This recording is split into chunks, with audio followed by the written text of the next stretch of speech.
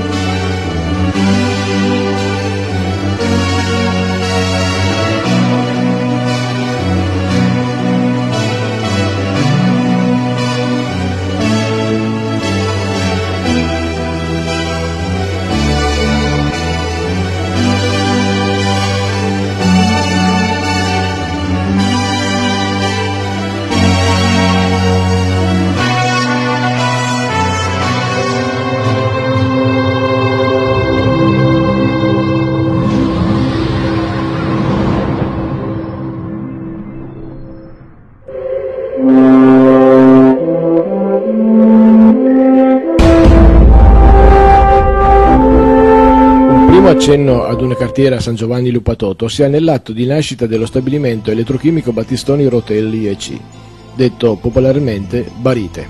Tale documento del 1908 riporta la possibilità di fabbricare e commercializzare carta per sacchetti nella sottobranchia cartiera di San Giovanni Lupatoto Società Anonima.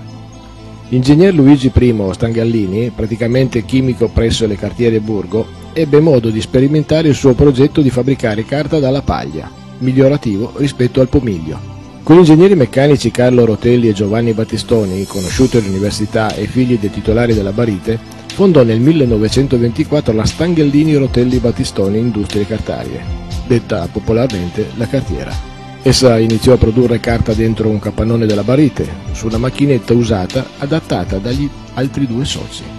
La paglia usata era quella di frumento e di riso, reperibili in zona. Passo importante per la cartiera fu lo stacco definitivo della Barite avvenuto nel 1932 e la promulgazione delle leggi per l'autarchia.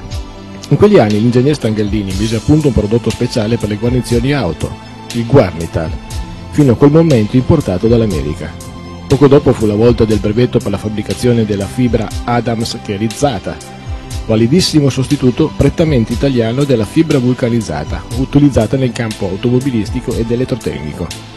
In seguito entrarono in produzione molti altri cartoni speciali.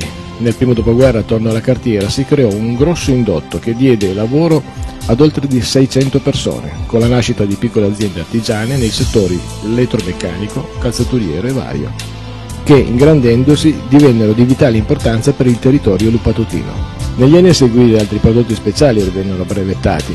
Ciò giustificò la nascita della Central Adams per la costruzione di macchinari per carte e cartoni speciali e per la loro commercializzazione in tutto il mondo.